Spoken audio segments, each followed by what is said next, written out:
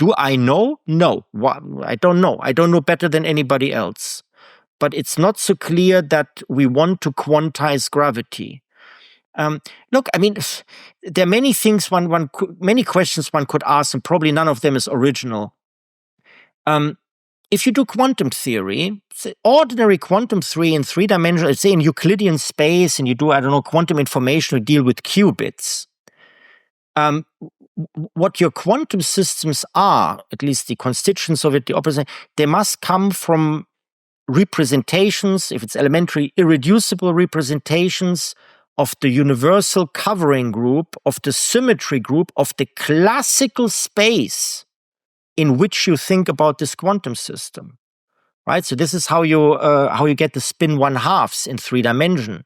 No? So you say come from the 3-dimensional Euclidean group, and you look at all the unitary, projective unitary representations of the group, of this Euclidean group, or technically you can also look at the universal covering group. That would be then something like, say, without translations, SU2, right? So if you just take SO3, universal covering group is SU2, you find the unitary representations of those, and then you know how you can build your quantum systems that live in such a space. Sure. Okay, and the same then works with the Poincare group, and Wigner figured that out. What are actually the possible representations of the SL2C?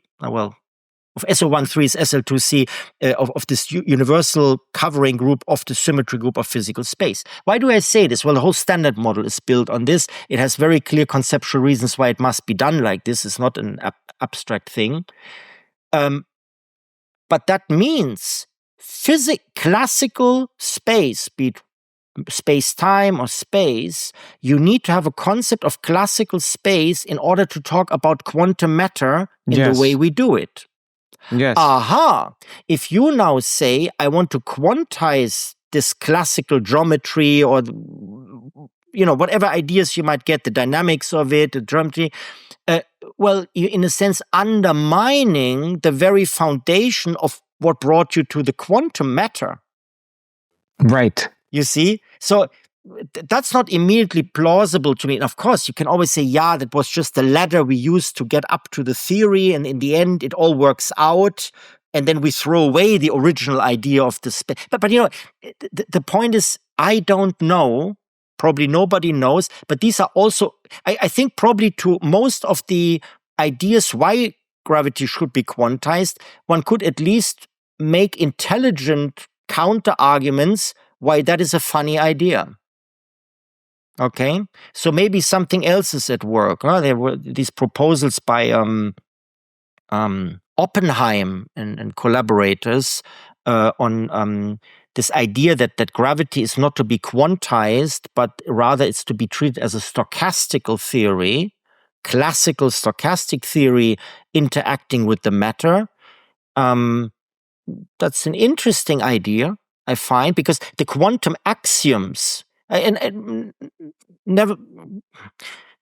quantum axioms say something like this. You say you can't measure, you can't predict what the measurement outcome is, but you can give a probability distribution, a classical probability distribution. So the axioms tell you classically you're not connecting to a classical theory in a pure state, you're connecting to a classical probability distribution.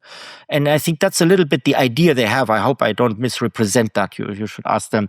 But you see, this is a priori also a very plausible way, whether this works out and what that works. That's not the question. The question is, there are many other, I don't know, many. That, for instance, is a plausible thing where you say, from the quantum axioms at no point instruct us to quantize the space-time behind it. Yes. Right? And maybe this representation theory accept construction speaks against it. Say, no, you need this classical space idea, otherwise we don't know what we're talking about in the quantum theory either.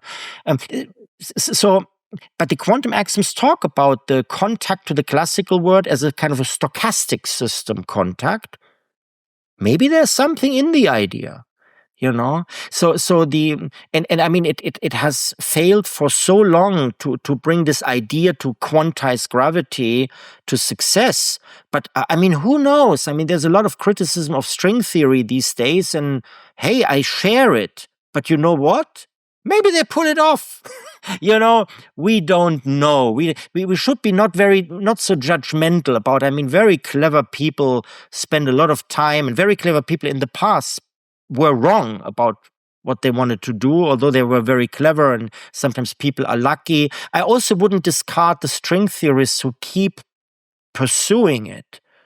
I wouldn't, but who am I to say? Who's anybody to say? I think that's the good thing about science, that everybody can and should do what they think is right.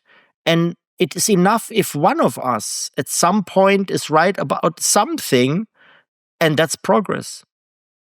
It's less personal than we often take it. No, of course, yeah, we all want to win a Nobel Prize, but we all won't, right? We all won't. But it's the project of science is fantastic. Everybody does what they think they should do, and you see, I mean, in a sense, that has changed a little bit. There are also some commentators of that, also in the German-speaking area. I think Sabine Hossenfelder and so on. She brings some very strong criticism of how the scientific system works these days and so on. And some of these points are just valid. Yes, absolutely valid. Like what? Well, the old idea is freedom of teaching and research. There's a Humboldtian idea. Humboldt had this idea when he was asked to, to create a educational system for Prussia. Oh God, my history! But I think something like that. Okay. And he said, education at university is not vocational training. It's not for you to find a job. It's for you to learn to think. And if you learn to think, and if you dig deep, well, I don't know whether he said it like this. Let me say what he wanted to say if he was alive today. Okay. If you dig deep in physics and you become a really good physicist, and then you talk to a lawyer, a legal scholar who really dig deep on legal thinking, you recognize a good thinker, because you learned thinking well in your subject and the other way around. And if you can do that and you go out in the world, you're infinitely more useful for a company who has a good thinker with a lot of skill and has learned to think deeply, to think critically. In the long run, that produces growth for the company, right? At least on average. The idea that we educate people to conform with the expectations of current employers, well, the current employers do not know how the world looks like in 10 or 20 years or in 30 years. I don't know. Nobody knows. Right. But for 800 years, the universities have actually provided us with thinkers who then took on the problems of their time. Just a moment. Don't go anywhere. Hey, I see you inching away. Don't be like The Economy. Instead, read The Economist. I thought all The Economist was something that CEOs read to stay up to date on world trends. And that's true, but that's not only true. What I found more than useful for myself personally is their coverage of math, physics, philosophy, and AI, especially how something is perceived by other countries and how it may impact markets. For instance, The Economist had an interview with some of the people behind DeepSeek the week DeepSeek was launched. No one else had that. Another example is The Economist has this fantastic article on the recent dark energy data, which surpasses even Scientific American's coverage, in my opinion.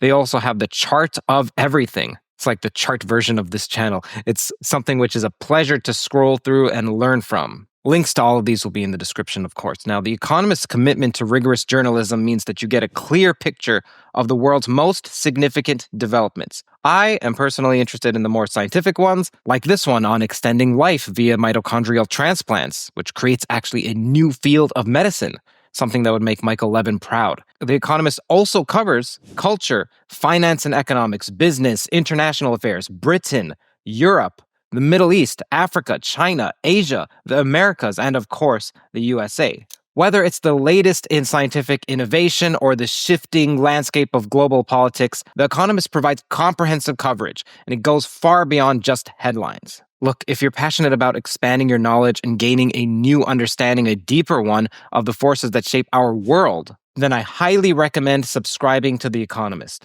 I subscribe to them, and it's an investment into your intellectual growth. It's one that you won't regret. As a listener of this podcast, you'll get a special 20% off discount. Now you can enjoy The Economist and all it has to offer for less. Head over to their website, www.economist.com/toe, TOE, to get started. Thanks for tuning in, and now let's get back to the exploration of the mysteries of our universe. Again, that's economist.com/toe.